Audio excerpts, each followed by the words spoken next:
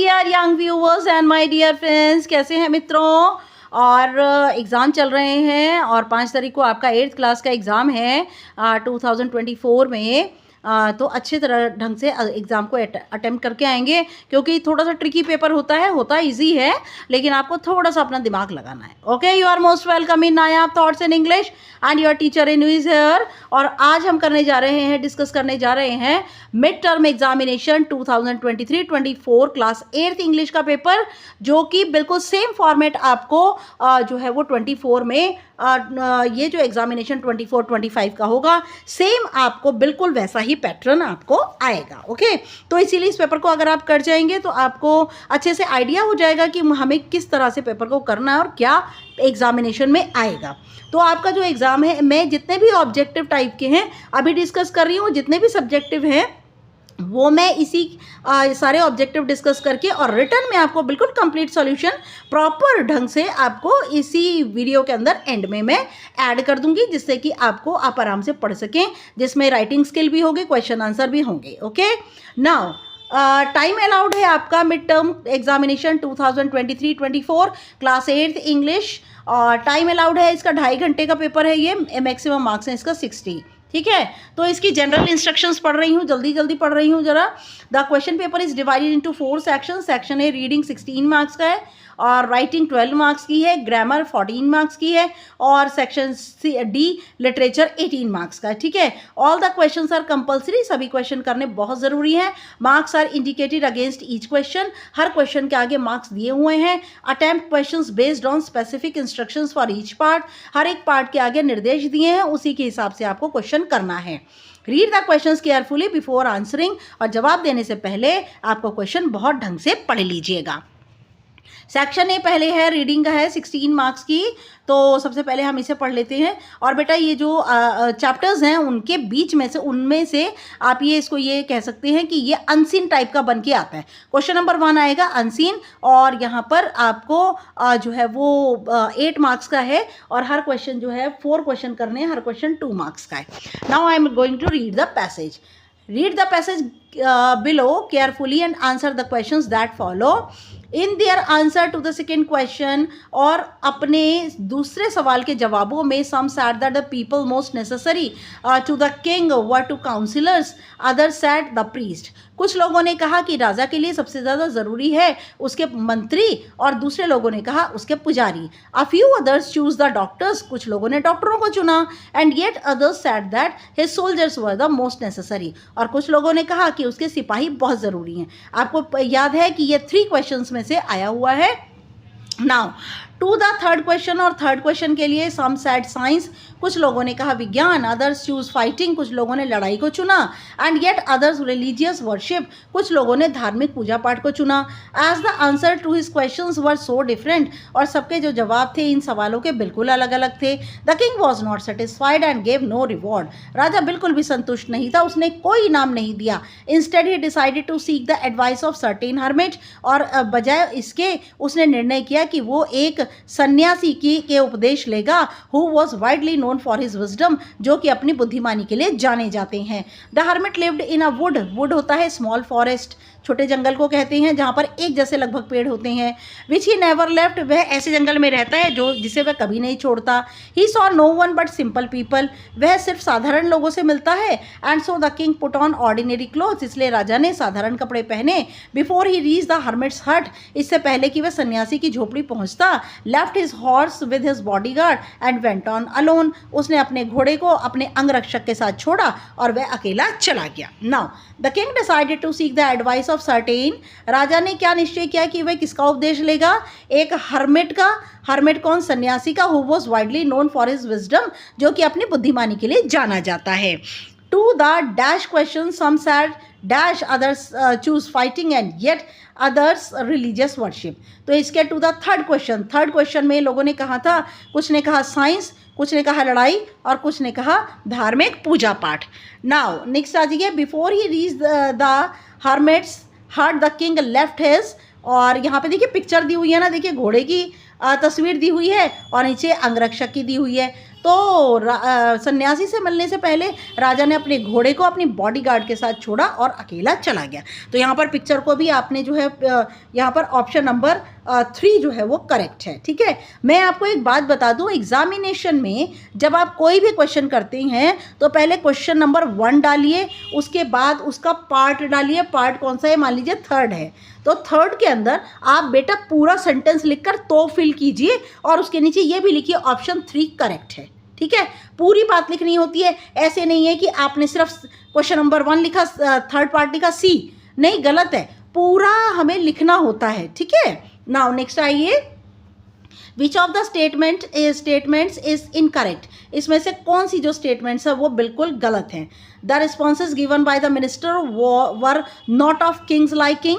जो भी मंत्रियों ने जो भी राजा को दिए, देखिए बेटा यहाँ पर ना मैं आपको एक बात बता दूँ, यहाँ स्टेटमेंट्स पूछी है ना कि कौन सी इनमें से विच of the statements is incorrect, यहाँ पर कौन सी स्टेटमेंट इनकरेक्ट है। जो भी रिस्पॉन्सेज मिनिस्टर ने दिए वो राजा को ज़रा भी अच्छे नहीं लगे। The king went to meet the hermit to search for answer. और जो राजा था वो सन्यासी से जवाब के लिए मिलने चला गया। There was no satisfactory answer to his questions. उसे कोई भी सेटिस्फैक्ट्री आंसर अपने क्वेश्चन का नहीं मिला। He liked all the responses and gave away lavish prizes. राजा को सारे के सारे जवाब अच्छे लगे, उसने खूब इनाम बांटे। तो ये वाली लाइन जो है वो डी लाइन जो है वो गलत है।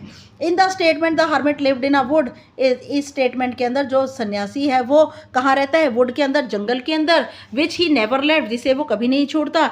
Which of the following options corresponds with the word would.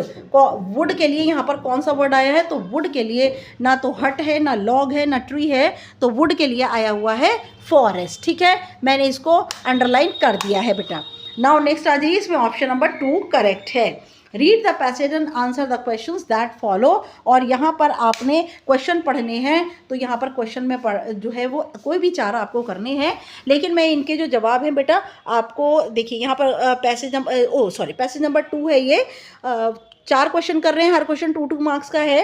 N ant uses its feelers और antenna to talk to other ants. और जो आंट हैं अपने फिलर्स या अपने एंटीना को बात करने के लिए, दूसरी चींटियों से बात करने के लिए बाय पासिंग मैसेजेस, और मैसेजेस को जो है वो संदेश देती हैं अपने एंटीना के ज़रिए। Watch a row of ants moving up और डाउन द वॉल। और आप देख सकते हैं चींटियों की एक लाइन ऊपर और नीचे जा रही होती हैं। Each ant greets all the others coming from the opposite direction by touching their feelers. और हर एक चींटी एक दूसरे का अभिवादन करती है उनके फिलर को छू करके, जो भी उल्टी दिशा से आ रही होती है।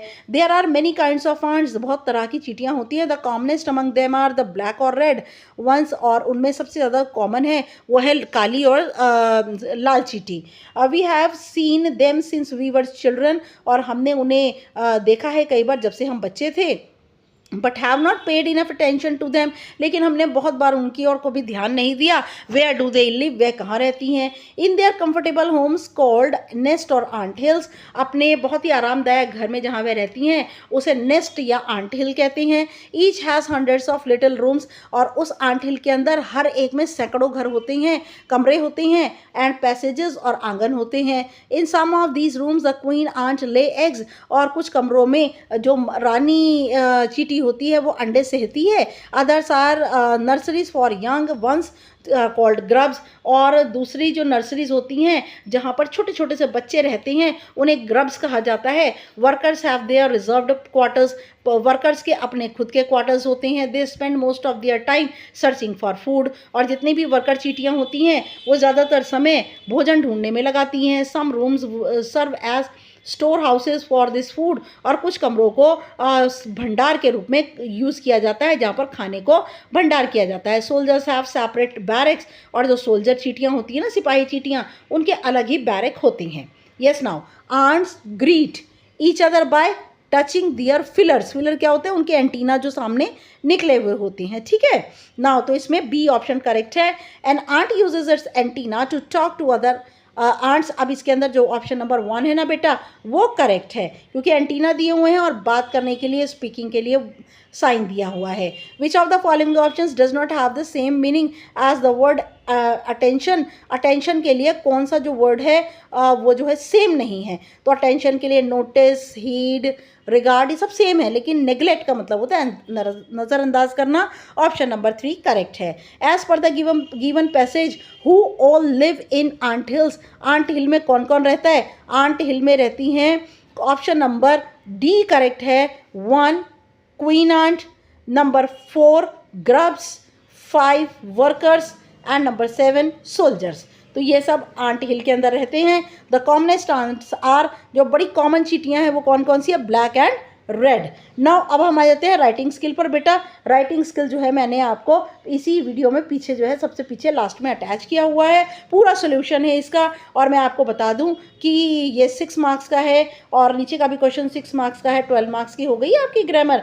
नाउ सेक्शन सी हम ग्रामर पर आ जाते हैं, 14 मार्क्स की है और ये 4 क्वेश्चन हैं यहाँ पर 1 मार्क के। Choose the correct option. The animal sensed a tsunami, animals जो है पहले ही अनुभव कर लेते हैं सुनामी आ रही है। तो यहाँ करेक्ट आंसर है वॉज कमिंग, क्योंकि कॉन्टिन्यू टेंस है। She was going to her office yesterday, yesterday लगते ही ये पास्ट टेंस हो गया और इसीलिए यहाँ पर वैसे वॉज गोइंग, और अगर यहाँ ऑप्शन वेंट होता, she went to her office yesterday, तो वेंट भी करेक्ट होता। नाउ आई स्टडी, ये किसी बच्चे ने बेटा हैव स्टडी गलत लगाया हुआ है, किसी का मैंने पेपर लिया हुआ है। तो जितने भी मैंने मार्क किए हुए हैं ना, जो भी हाईलाइट किए हैं वो करेक्ट आंसर हैं। तो आई स्टडी करेक्ट आंसर है। तो यहाँ पर आ जाएगा, नेक्स्ट आ जाइए, लेट अस अटेंड, लेट के बाद हमेशा वर्ब की फर्स्ट फॉर्म आती है, तो ये हो जाएगा attend. Tomorrow they will, tomorrow they, एक minute, tomorrow they will eat नहीं आएगा बेटा, ये गलत ही लग गया मुझसे। विल बी ईटिंग, बच्चे ये गलत लग गया है, मेरे मुझसे ही गलत लग गया है ये, तो ये यहाँ पर ये नहीं आएगा, विल बी ईटिंग आएगा, ठीक है। Tomorrow they will be eating lunch together, क्योंकि विल के साथ कभी भी सेकेंड फॉर्म नहीं आती है। Okay, they will be eating, तो हमारा करेक्ट आंसर है will be eating. Okay, now फिर आ जाइए fill in the blank with correct form of the verb. Any 4 करने हैं आपको। तो go, went, gone, bring, brought, brought. मैं आपको बाय की भी बता दूं, बाय, बॉट, बॉट होता है। Feel, felt, felt. Make, made, made. Get, got, got. Next आ जाइए, encircle the odd one out, आपको ऑड वन जो है वो सर्कल करके अलग निकालना है। ग्लो, फ्लो, शो, क्लॉ, ये गलत, क्लॉ बिल्कुल अलग है। Joke, poke, clock, cloak, cloak odd है। Bear, bear, dare, share, hair, share इसमें अलग है, हेयर एक सेम साउंड है। स्पीक, चीक, ब्लीक और प्लेट इसके अंदर बिल्कुल अलग है। Now fill in the blanks with the correct option, any 3 कोई भी करने हैं आपको। I am feeling sleepy but, क्योंकि दूसरा सेंटेंस ऑपोजिट है। You have to be back, we went to the market and she wanted to buy a burger as well as a cold drink, जहाँ पर दोनों चीज़ें जो है अवेलेबल होनी चाहिए वहाँ पर एज वेल एज आता है। अब आ जाइए नेक्स्ट पर आ जाइए, लिटरेचर में से है ये, और ये जो है वो 2 मार्क्स का है, 1 मार्क के हैं ये। Ignatius was the manager of a cooperative society in कैटचल, और इग्नेशियस जो है कोऑपरेटिव सोसाइटी में कैटचल में एक मैनेजर है। His wife woke him up at 6 AM, उसकी पत्नी ने उसे 6 बजे उठा दिया। Because she felt an earthquake, क्योंकि उसे लगा कि भूकंप आ रहा था। Ignatius carefully took his television set off its table, और इग्नेशियस ने टेलीविजन सेट को टेबल पे से नीचे उतारा and put it down on the ground, और उसे ज़मीन पर रख दिया, so that it would not fall and break, जिससे कि वे गिरे ना और टूटे ना। Then the family rushed out of the house, और फिर पूरा परिवार घर से बाहर आ गया।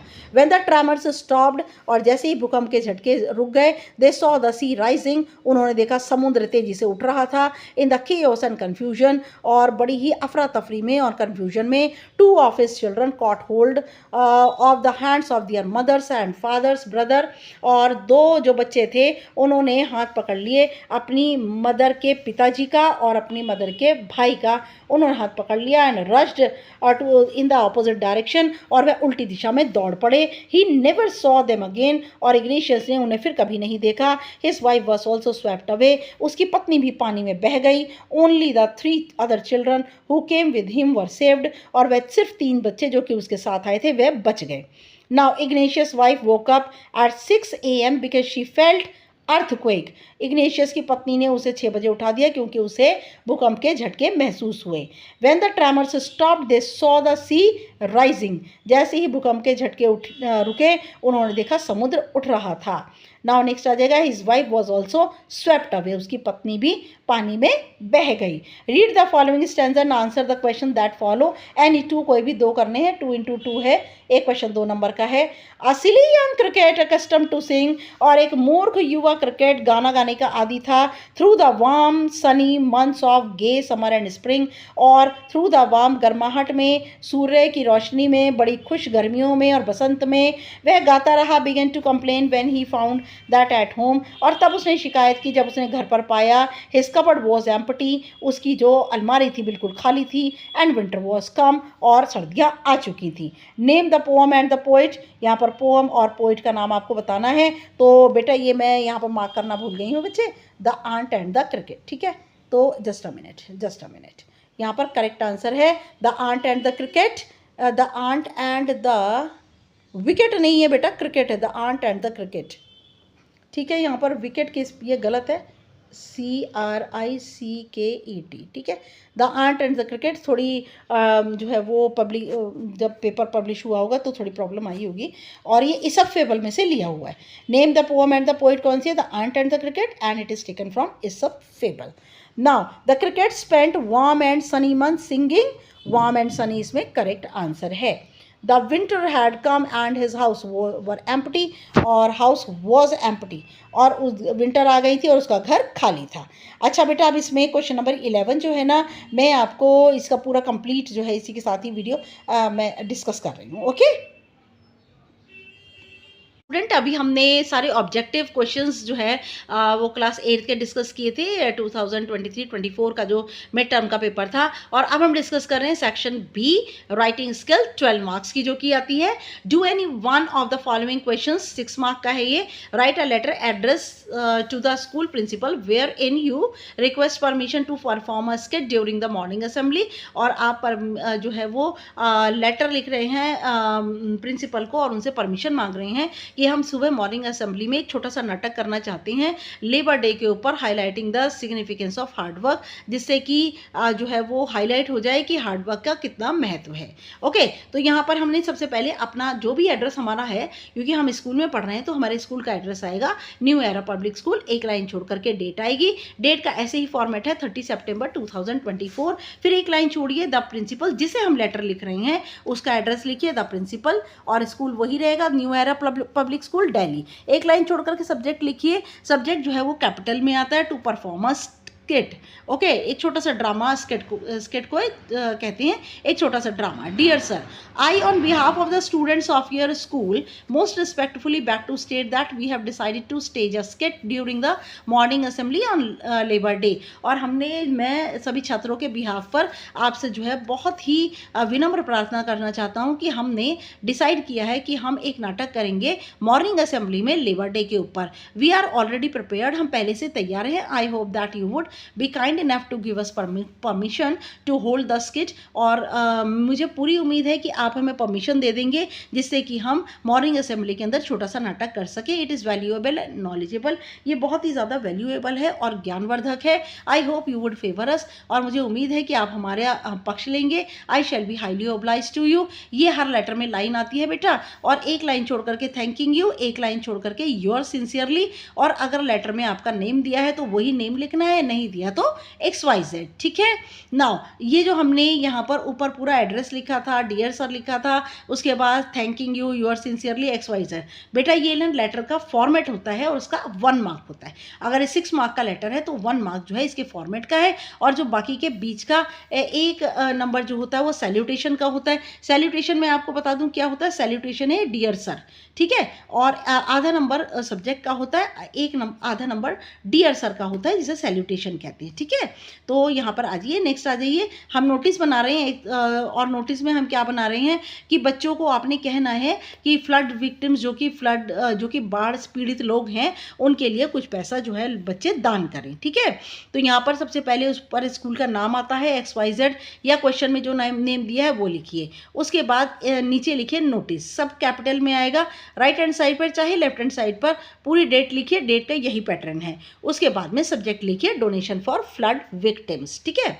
अब इसी टाइप से आपको लिखना है all the students are informed that flood has created havoc in Odisha, और सभी छात्रों को सूचित किया जाता है कि फ्लड ने, बाढ़ ने तूफान मचा रखा है ओडिशा में। The victims have lost their shelter, crops etcetera, जो भी पीड़ित हैं, बाढ़ पीड़ित हैं, उन्होंने अपने पूरे घर, दरवाजे और सब कुछ, क्रॉप्स वगैरह सब कुछ खो दिया। Refugee camp is provided to them, और उनके लिए रिफ्यूजी कैंप बनाया गया है वहाँ रहने के लिए। Students are requested to donate at least 20 rupees per head before 7 October 2024, और स्टूडेंट से रिक्वेस्ट है कि वो कम से कम 20 रुपये हर एक स्टूडेंट दे 7 अक्टूबर 2024 से पहले। You can also donate food, clean water, clothes and medical supplies, और आप ये भी डोनेट कर सकते हैं भोजन, साफ पानी, कपड़े और दवाइयाँ। Give your helping hands for an act of charity, अपना सहायता भरा हाथ दीजिए दया के कार्य के लिए।